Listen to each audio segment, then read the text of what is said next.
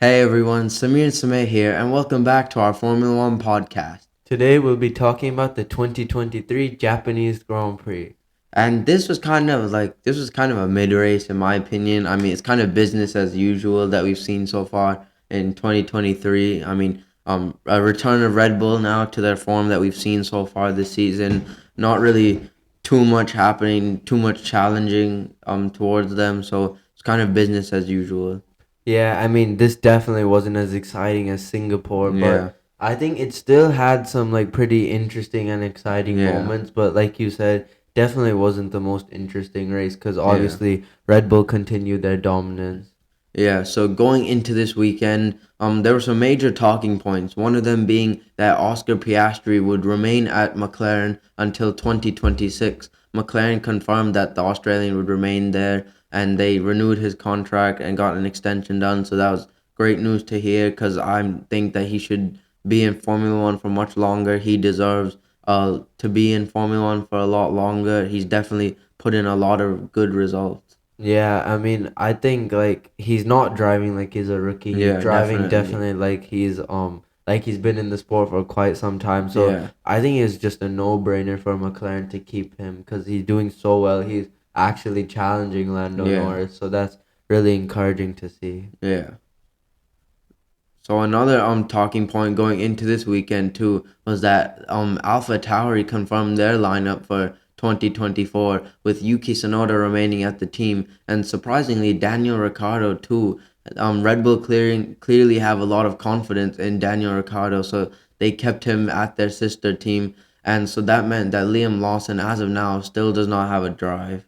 Yeah, I mean, I think like I personally felt like it was like Ricardo showed that he still had it in his two Yeah, races, and I think hopefully he'll do good when he returns, whether that's the U.S. Grand Prix coming up after Qatar or yeah, be after that. But I think it was ultimately more between Sonoda and Lawson because Sonoda's had like some yeah. really poor performances recently. That's So true. if Yeah. Sonoda like bounces back, then I think like next year, then it should be good for Sonoda.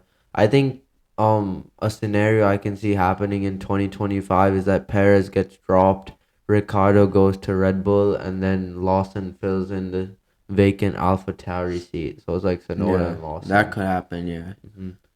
So going into FP1 now, Red Bull once again had another opportunity to seal the Constructors' Championship here in Japan, and it was looking good for Max Verstappen, who was back at the top of the times in FP1 early on, and he was looking really quick once again around Japan, where he won last year. Of course, he put in a time of 1:31.647, so a really quick time on the soft compounded tires, and just pretty much normal Max Verstappen that we've seen so far.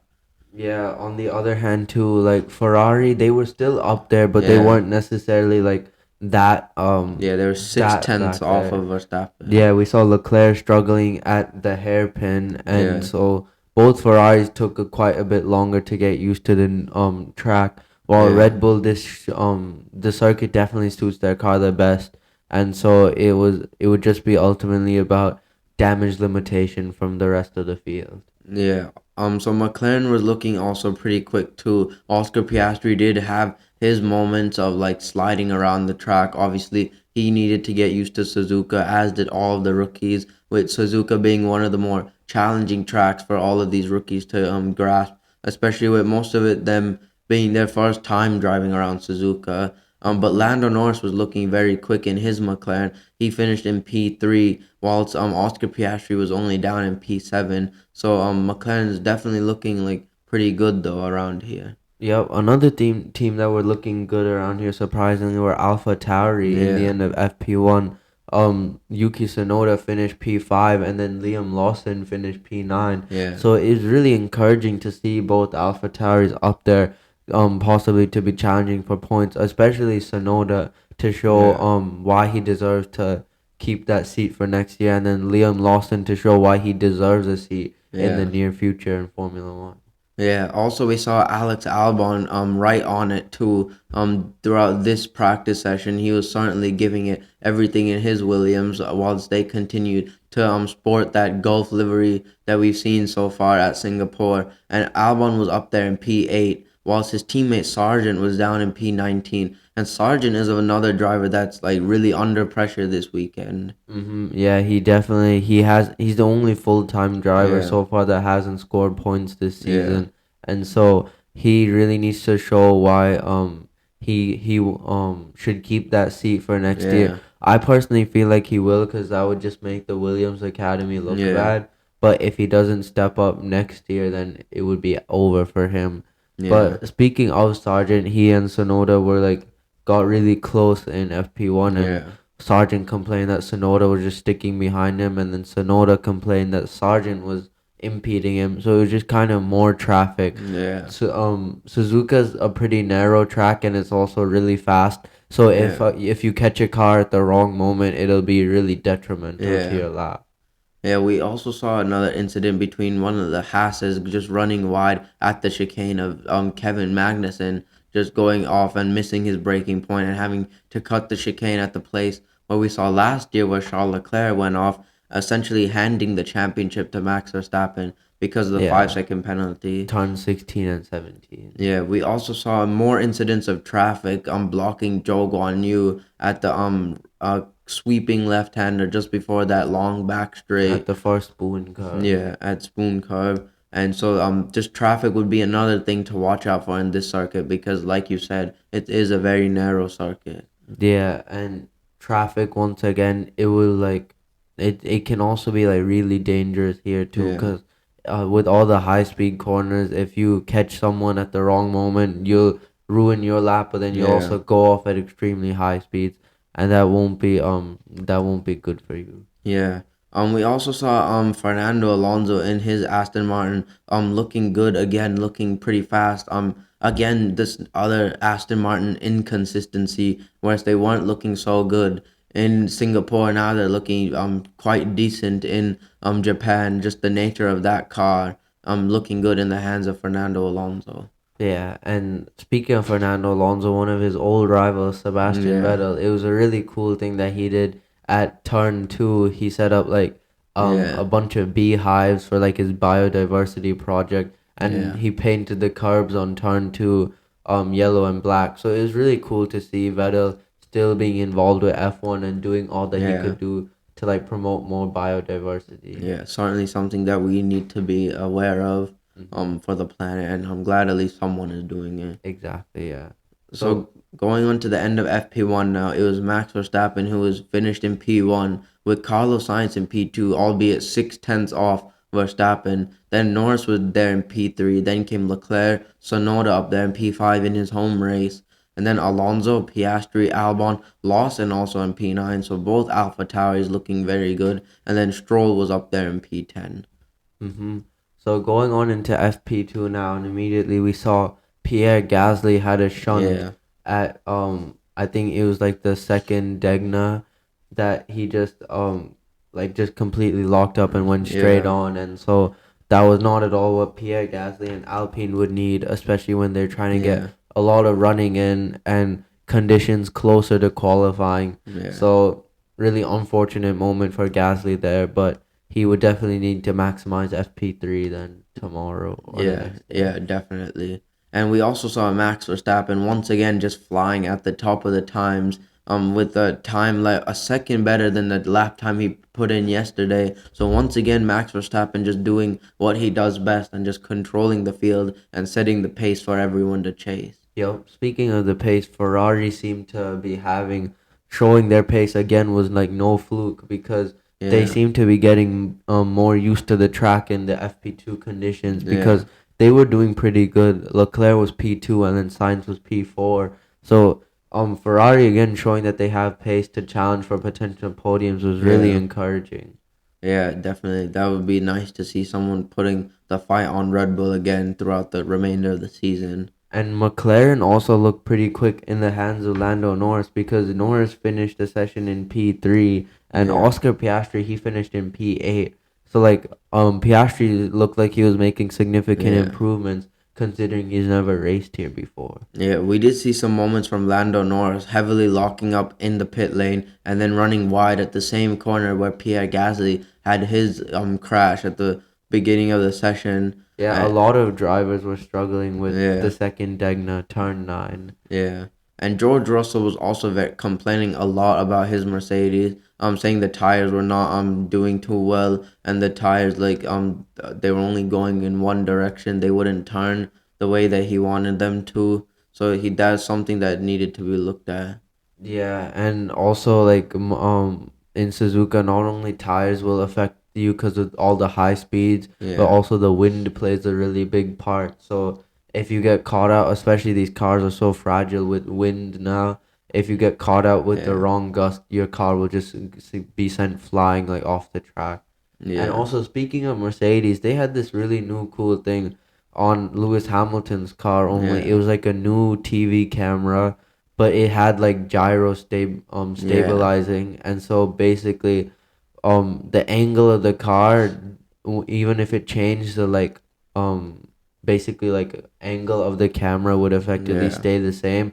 So the camera would stay level and it wouldn't change like relative to the it would change like relative to the car. And so yeah, it just made the like footage a lot smoother, and it also like in my opinion it made like you could actually experience like Suzuka more yeah. clearly. Like you could see how fast it was and how flowing it Yeah, was. you could just get that sense of speed kind of more than you would get with the normal onboard cameras. Exactly. And Lewis Hamilton also was like running a little bit wide with some corners. He was checking with the team whether to see whether his floor was okay or not. But for the most part, Mercedes were looking pretty good. George Russell, despite his complaints, finished in P5, but Hamilton was only down in P14. So it was looking good on one side of the garage, but not so good on the other side. hmm We also saw more drivers struggling at Yeah, turn 16. We saw the Alfa Romeo, I think it was Valtteri Bottas, and then Sergio Perez both yeah, locking up at that corner. It is a yeah, heavy braking zone coming off of 130R, so you need to get that right. Otherwise, you're compromised for the whole front straight. And so drivers were just trying to find the limit at that corner, and yeah. Bottas and Perez just missing it and locking up and ruining their tires. Yeah, same with Albon. He kind of went in too deep and had to hit the brakes on and downshift quickly, which locked up his rear and caused him to get a lot of oversteer. So that compromised his exit and to finish the lap. Albon was also struggling a lot. It seemed like even at turn 9, he ran wide and had to skateboard across the curb there. So Albon was struggling a little bit, but he still finished the session in P7. So it was still promising for him. Yeah, it was still promising for Albon, but another thing too, like going back to traffic, we saw more traffic. Like we saw Kevin Magnussen get impeded Yeah. by Carlos Sainz at turn 1, and just again the reflexes F1 drivers have Yeah, showing that they can avoid nasty collisions, but again more traffic incidents wouldn't be helpful for qualifying. yeah. So at the end of FP two, then it was Max Verstappen who was in P1 once again. This time it was Leclerc who was in P2. Then came Norris, Sainz, Russell, Alonso, Albon, Piastri, Perez, and then Bottas to finish the top 10. Going on into FP3 now, and again, Max Verstappen proving that he was the pace setter Yeah, around Suzuka this weekend. He set a time of a 130.267, and so Verstappen was absolutely yeah, flying, and the Ferraris were struggling to keep up with him, as we saw Carlos Sainz run wide after the first Degna, and so yeah, the Ferraris were really pushing, trying to find that pace to see where they could close up to the Red Bulls, but they fell short as they finished fifth and sixth, and it looked like maybe McLaren out of nowhere, yeah, well, Piastri out of nowhere could be challenging because Norris seemed consistent. Because Norris finished 2/10 down, and yeah. Verstappen, and Piastri finished 400ths down of Norris. So it looked like both McLarens could be in contention for possibly podiums around here. Yeah. Also, we saw Sergio Perez finding some good form in his Red Bull. Finally up there in P4. Although he was 7 tenths off his teammate, at least He was looking quicker than the rest of the field in what is an important weekend for Red Bull to have both drivers getting as much points as possible so that they can seal the Constructors' Championship with Ferrari not doing that well. Yeah, and Mercedes also they looked in the mix somewhat, but at the end Yeah, of the session they were down in seventh and eighth, so it was kind of iffy with them, and they needed to have a good weekend yeah. if they wanted to hold off Red Bull winning the championship. Yeah, we also saw the Aston Martins and Mercedes looking pretty good with Hamilton now up there in P7, a great turnaround from yesterday, and Russell down in P8. So both Mercedes were doing better than they were yesterday, and Fernando Alonso was up there in P9 for Aston Martin. Yeah, and we also saw both Alpines unusually after the Yeah, first day they were both struggling heavily yeah, as we saw Esteban Ocon finish in P13 and then we saw Pierre Gasly finished in P20. yeah, So that was like highly unusual from both of them and Alpine needed to have a good weekend to gain more points in the yeah. championship and they looked like they were struggling in FP3. Yeah, another team who looked like they were struggling was Alpha Tauri. Just more of what we've seen so far with Sonoda down in P14 and Lawson down in P17. So both of them weren't doing that well compared to what we've seen in FP1. And also Williams too wasn't doing that well because Albon was down in P18 and Logan Sargent was in P16. So Williams also not showing what they showed in FP1. Exactly, yeah. FP3 just kind of seemed to Yeah, flip the dice on everyone except Red Bull and yeah, Verstappen, obviously. But in the end, it was Verstappen P1, and then both McLarens second and third with Norris second, and then Piastri third, and yeah. then came Sergio Perez fourth, followed by the Ferraris, Leclerc fifth, Sainz sixth, and then both Mercedes. So it was Hamilton Yeah, seventh and Russell eighth, and then Alonso came ninth, and Zhou Guanyu came in 10th. yeah. So now moving on into qualifying then and straight away as we saw the first set of runs coming to an end, we saw the yellow flag come out and it was well, unsurprisingly Logan Sargent right at the final corner and the American just found the wall right there, right so close to the finish line. He just got a dollop of oversteer just trying to push his car to the limit and just lost the rear and couldn't control it and just went straight into the barrier. Yeah, really unfortunate for Sargent. He's definitely feeling the mental pressure now. I Yeah. think he just needs to be consistent in the other way because Yeah. he's consistently trash right now. But Yeah. he just needs to be. He needs to find consistency like Albon is doing, Yeah. and it's just really unfortunate for Sargent right now because I really want to see him do good, Yeah. especially being an American in Formula One. Yeah. But hopefully he can find the form back that we saw in the earlier part of the season Yeah. because Williams want to keep him in the seat in the car for next year. I feel like, and so um, just hopefully Sargent will find some form and Yeah. hopefully relieve some of that mental pressure. Yeah, definitely. So coming now to the very end of Q1 now with the final laps being completed. As of now, it was Verstappen P1 from Norris, Leclerc, Piastri, and Sainz with all four out of five of those all be Piastri, all in the pits because they had set a decent enough time where they didn't need to go out. Piastri was on another outlap, but drivers were looking to complete their laps, and first up was Pierre Gasly, who went up into P7 from the bottom five, so he escaped qualifying. Then came the McLaren of Oscar Piastri to start his lap to see what he could do. Then the Hasses came of Kevin Magnussen as he completed his lap. He went up into P9, so track evolution was starting to become a big factor, and those in the bottom five had to get their laps in done quickly, or else they would risk being knocked out. Yep, Stroll couldn't get his lap hooked up. He only went up to P15, and Yeah, that quickly became P16 as Yuki Tsunoda went up to P7 in the Alpha Tauri. yeah, Then we saw more drivers trying to improve, like Lewis Hamilton, but Hamilton crossed the line and he only went up to 10th fastest, so that yeah, should have been good enough. And Alex Albon, on his first timed run of the session, went up to P12, so that yeah, ultimately knocked out Valtteri Bottas. And we saw Joe Guan Yu too have a yeah, moment in the other Alfa Romeo. He seemed to get a lot of traffic through the yeah, second Degna, and so that completely ruined his lap. So it was really unfortunate for both Alfa Romeos, as we saw Bottas out in 16th. Then Stroll was 17th. Hulkenberg had a miserable qualifying in 18th after Yeah. showing early signs of pace. Then Joe Guan Yu came 19th, and then Logan Sargent came 20th after his crash. Yeah, so now going on into the final runs of Q2. At the moment, it was Leclerc, surprisingly, who was ahead of Verstappen up there in P1. Then Sainz was farther back, and the top four were separated by just 1/10 of a second. So it was really good. And Piastri was that fourth place car, so he was currently doing better than Lando Norris. So as the final times came in, we saw Kevin Magnussen. He couldn't improve his time of P9, which meant that he was certainly at risk because drivers behind were improving their times, such as Fernando Alonso, who is currently in P13, as he looked to improve his time. He did improve his time and went up to P8, which pushed Kevin Magnussen now down to P10 and the driver at risk. But Magnussen quickly fell out of qualifying as Lewis Hamilton went up into P3 from the bottom five. So that was a great lap from Lewis Hamilton, who's obviously experienced a lot of success in Japan, both here at Suzuka and at Fiji circuit from a while ago.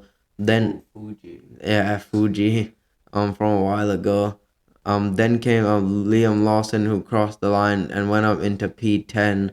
So just barely Lawson was now the driver at risk as he tried to make it another Q3 appearance in the second one in 2 weeks. Then came Esteban Ocon, who could not escape qualifying, and he was only down in P12. So now the pressure was really on for George Russell to deliver a lap as he was down in P14, but it was looking good on his lap, and as he crossed the line, he went up comfortably into P7. So unfortunately, Lawson would be out of qualifying.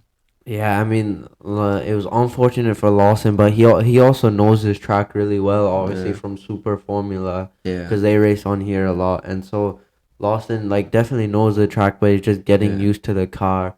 Formula One and Super Formula cars are a lot different because F1 has more downforce and more horsepower. yeah, So Lawson did a pretty good job. He wasn't too far off. You actually, he's 3/10 off Yuki Tsunoda, yeah, but still, it was a decent effort from Liam Lawson, and he was P11, so not that far off the top 10. yeah, So that was pretty good effort from Liam Lawson, as Gasly at the end couldn't improve past Lawson. So yeah. it would be Lawson 11th, then Gasly 12th, then Alex Albon 13th after a pretty decent session from him. Then came Esteban Ocon 14th and Kevin Magnussen 15th.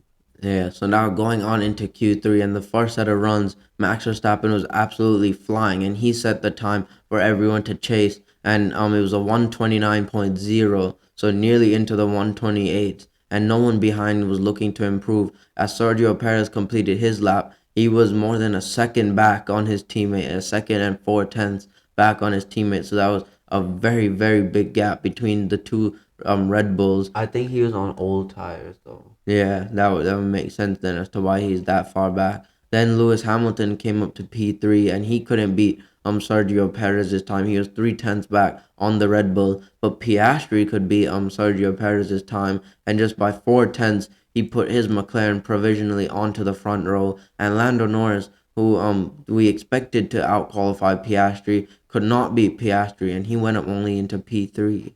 It's really surprising because Norris has been here Yeah, so many times and Piastri hasn't, and it looked like Piastri would be the lead McLaren yeah, here. And going on to the final laps now, just as we thought Verstappen hadn't couldn't find any more pace, couldn't go any faster, he found a 10th and he yeah, smashed all three sectors. And so now all the drivers were on new sets of tires, and Leclerc, as he yeah, crossed the line, he went up to fourth, but he was still only six. He was still 6/10 down on Verstappen. So yeah, Ferrari were completely off the pace as Sainz went behind his teammate, but Sainz was 9/10 off Verstappen. So yeah. 3/10 between the two Ferraris, and behind them the McLarens weren't improving as Piastri and Norris couldn't improve their times, and so in the end it would be Oscar Piastri on Yeah, the front row in his first qualifying at Suzuka. So that's yeah. really impressive. Yeah, exactly. Deserves a Brilliant massive, performance from him. massive round of applause for Oscar Piastri as he did really good. And behind both McLaren, Sergio Perez was coming across the line, and it was a dismal qualifying for him as he finished in P5, Yeah. 7 tenths away from his teammate in the same Yeah. car. That that's not good at all from Yeah. Sergio Perez right Definitely. there.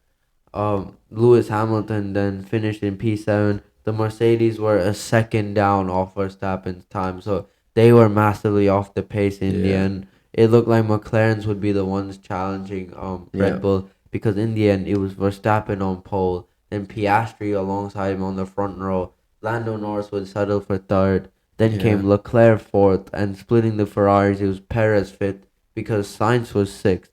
And then came the two Mercedes, Lewis Hamilton seventh, and then George Russell eighth, Yuki Tsunoda ninth. So top 10 in the AlphaTauri in his home Grand Prix is a really good effort from him. And Yeah. then rounding off the top 10, disappointing session for Fernando Alonso and Aston Martin.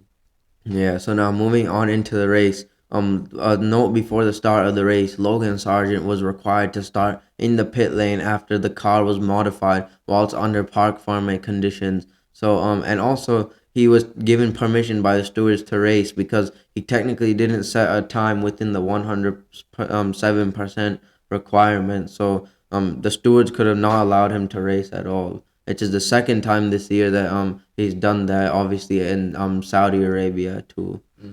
Disappointing for Sargent because Williams effectively built a third Yeah, car according to the stewards, so that's why he had to start from the pit lane and he got a yeah. 10-second penalty.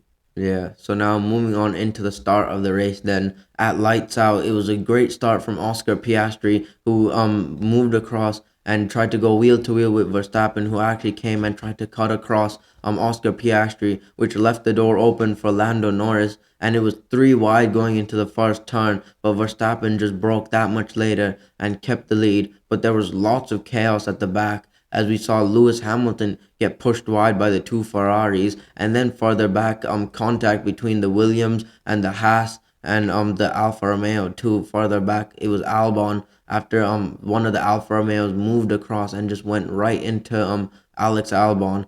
And meanwhile, out and in the lead, it was Norris trying to go around the outside of Max Verstappen, but Verstappen just kept that spot. Yeah, and then so they were clearing up the stuff at the first corner, and Yeah, while that was all going on, we saw the two Alpha Towers getting really close. yeah, Sonoda and Lawson battling out. Both know this track very well, so yeah, it looked like Lawson was keeping ahead, and Sonoda tried to get the switchback into the second Degna, but yeah, Lawson squeezed him out and kept that lead. So Liam Lawson yeah, got ahead of Yuki Tsunoda, who had a pretty bad start. And yeah. Sonoda was still trying to fight him around the hairpin at turn 11, and they had to bring out a safety car before the end of lap 1 Yeah, because there was a lot of debris at turn 1. yeah. So by the time the safety car ended, then on lap five, we saw Valtteri Bottas suddenly spin out at the hairpin, and then when we saw the replay, we realized it was because of contact with Logan Sargent as they were racing together. Sargent was on the inside and going into the hairpin, he just immediately locked up his front tires and just could not get any rotation, and he just like Valtteri Bottas was right alongside him, and he tried to go around the outside, but Sargent just obviously couldn't get any rotation in and just hit him and spun him out. Yeah, again, just really sucks from Yeah, Sargent, like that he got involved in another accident. yeah, But that unfortunately ended in Bottas's retirement, so that was disappointing for Bottas. yeah, But Sargent thankfully put his head down and was still able to carry on from yeah. him. So now going on into that same lap, lap five, towards the end of the lap at the chicane, we saw some great racing between the two Mercedes as Russell sent one to the inside of Hamilton at the chicane, but then Hamilton used the DRS or not the DRS, the slipstream down the main straight to get past and repassed his teammate of George Russell, and further back Liam Lawson was just hanging around in the background waiting to make his move, but it was great racing from the two Mercedes. Yeah, as Hamilton got past him into turn one, like Yeah, you said, and so that was good racing between yeah, the two Mercedes. Russell seemed to be challenging Hamilton a lot more. Like we yeah, haven't seen Hamilton being this challenged since like Nico Rosberg yeah, back in like 2016 or something. So it was nice to see Russell challenging Hamilton, but I think that would make the relationship start to Yeah. strain a bit more. Yeah.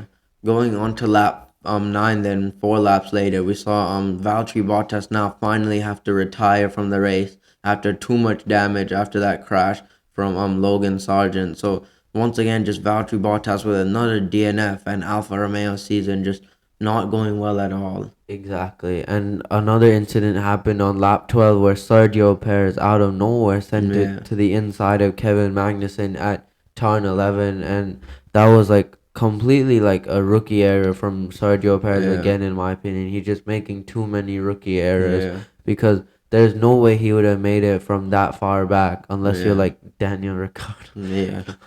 That is um true. 'Cause I mean Ricciardo can make really good overtakes. Yeah. But Sergio Perez, I don't know what he was thinking there because Magnussen had already turned into the apex and Yeah. Perez just stuck his nose in there and spun the Haas around. And Yeah. that resulted even in with even more damage to Perez's car too. So I just don't know what he was thinking there. Yeah. That would earn him eventually like a 10-second penalty, I think it was. But Perez then would have to retire out of the race. But Red Bull did a weird thing here. Later on in the race, after they found out it was gonna be a 10-second penalty, they brought him back out because there wasn't like too much damage where like he had to retire. They just chose to save the car, but they sent him back out so that he could come and serve his penalty so that they didn't have to serve it next week out in Qatar. And so they got it over with here and then retired him again. The It's, smart thinking from Red Bull. They yeah, obviously got approval from the FIA to do yeah, that because Perez was like 6 laps down for a little yeah, bit, and that confusion actually kind of was unfortunate for Charles Leclerc because yeah, after the race he revealed he thought he was on for a podium, yeah, but he in reality it was just Perez's car instead of Verstappen. yeah, So that sucks for Leclerc there, but it was tactical genius from Red Bull to make the yeah, most of Sergio Perez's dismal session. yeah. Like Sergio Perez is not having a good couple of races so far. Yeah. So now moving on to lap 16, and we saw even more racing from the two Mercedes through Spoon Corner. We saw this time Russell being forced wide by his teammate Hamilton, and that caused Russell to get on the radio to Mercedes and tell them like, who are we racing, like the others or each other. So Russell definitely not happy about this. Exactly, yeah. Going on to lap 17 now, like lap 16, 17, the Yeah. pit stops finally started to happen. And so Norris had pitted on lap 16, I think. And so Verstappen came in on lap 17. And Yeah. as it was, for Red Bull standards, a slow stop for Verstappen because it was 3.3. But nevertheless, Verstappen was able to come out quite a bit ahead of Yeah. Oscar Oscar Piastri. Piastri. So it was Piastri that actually pitted um before Verstappen, and Norris just kept out in front. So Piastri currently was doing his really good to keep Yeah. ahead of Lando Norris. And on lap 19, then we saw Verstappen making his way through traffic, which was George Russell at turn 11, and then Yeah. we saw then to Charles Leclerc go around the outside of Esteban Ocon at the spoon Yeah. curve, and so it was another really good move from Charles Leclerc. And we saw the Yeah. same thing too happen kind of on lap 20 at turn 11 where Sainz got a switchback on Fernando Alonso, and that part of the track was making Yeah. for some really great racing because again through the inside at the spoon curve, which is Yeah. turn 13, Sainz put his Ferrari ahead of Fernando Alonso. Yeah, and they were both now. Science was released to now chase after Esteban Ocon right in front. And moving on to lap 21 now, we saw Lewis Hamilton trying to get past Fernando Alonso through 130R. The man who was famous for making moves at 130R was now passed by his former teammate and former rival Lewis Hamilton, and a very bold and committed move from Hamilton through 130R to go down the inside and move up into P8 and now chase after Esteban Ocon. Yeah, remember that. The lap 22 Yeah, overtake Lewis Hamilton through 130. I feel yeah, like that'll become famous one day. yeah, Going on to lap 27, then Norris used team orders again to get past Oscar yeah, Piastri. I feel like Norris just always relies on team orders to get past his teammates. I don't know why. It's just like I feel yeah, like he can never get past on track. Like he is a great driver, but he always seems to lose out in qualifying, and then have to rely on team orders to get past in the race. I So mean, we saw the after team orders, he kind of bolted away. So it was more of, um, I think this was more of not wasting time. I mean, I think he would have got the overtake done. He was just the Ferraris would have closed up for sure. So I think this was more of just getting this done quickly. Because by lap 30, then we saw Norris was now 3 seconds clear of Oscar Piastri, and Fernando Alonso was now chasing Yuki Tsunoda and performed a switchback move right at the exit of the hairpin. And Alonso and Tsunoda were now wheel to wheel as they approached Spoon Corner. And now Alonso the outside turned into the inside, and then Alonso moved up into P9. hmm on lap 35, then we saw Leclerc and Hamilton pit for the hard Yeah, tires for the final time in that race, and because Hamilton pit earlier, Sainz actually got undercut by yeah, the Mercedes, and so Sainz would have to overtake them both on track this time. yeah, And going on to lap 38, then we saw Lando Norris make a really good move into the first corner on George Russell, and then yeah. following suit on lap 42. Oscar Piastri did the same to George Russell, but he went round the outside at turn one. So both McLarens put themselves onto the podium places, and Yeah. Piastri was in the position to score his first podium in Formula One. Yeah, and also by this moment, a lot of DNFs had happened. Sargent had DNF'd after a lot of issues after his collision, and same with Albon, who had to DNF after his collision. So both Williams now suffering a double DNF here, and just not good in their fight at the bottom. Yeah, unfortunate for Williams, both getting caught up in Yeah, incidents. Albon was completely out of his control, and then Sargent, yeah, it's Logan Sargent, so yeah. obviously. On lap 45 now, we saw Charles Leclerc fighting George Russell. At turn one, Leclerc went around the outside of his great friend Russell and now moved up into P4, and that got a round of applause from all the Japanese fans. And moving on to lap 49 now, Russell was just under pressure again, now by his teammate Lewis Hamilton and by the Ferrari of Carlos Sainz. So it was like flip from last week in Singapore. Now it was Sainz chasing the two Mercedes, and Hamilton was now with DRS, tried to get his move, and into turn one, he used team orders to get past Russell, and Russell then quickly positioned his car as a buffer to block from Carlos Sainz. Yeah, Science was saying like they're using my own trick against me, so it was kind of funny. Yeah, But on lap 50, then Science would eventually get past George Russell around the outside at turn yeah, one, really similar to what Leclerc did around the outside at turn two to George Russell. So it was nice moves from both the Ferraris, but ultimately Science wouldn't be able to get past Hamilton.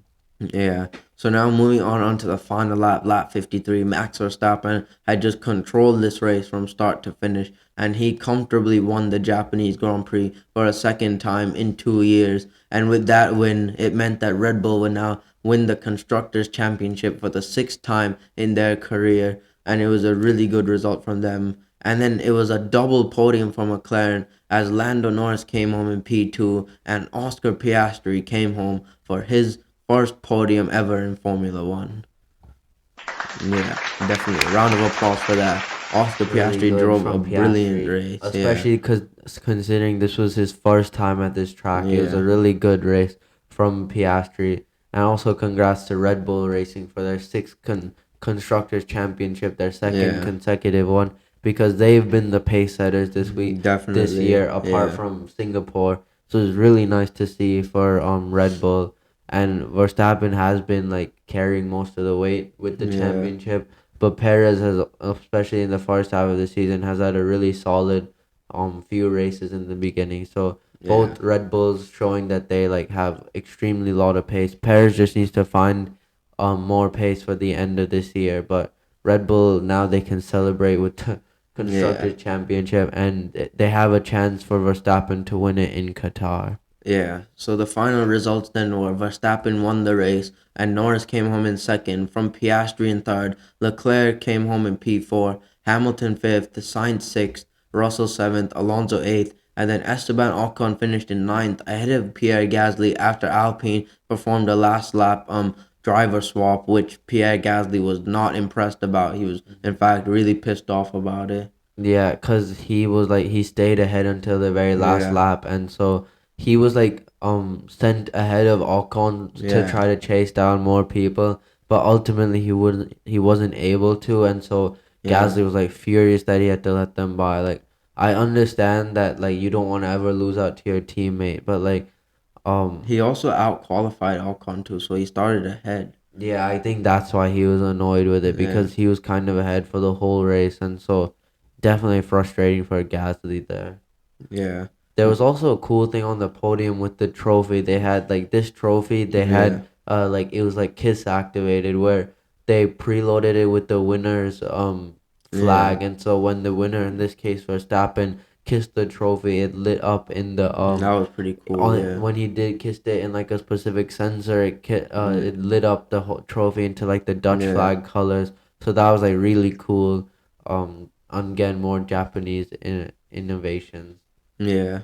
So that was it then for a very pretty not like it was a decent Japanese Grand Prix though. It was still pretty exciting Yeah. though. But that was it for that race. And thank you for listening to this episode of our podcast. And be sure to join us next time as we take a look at the 2023 Qatar Grand Prix. Thank you.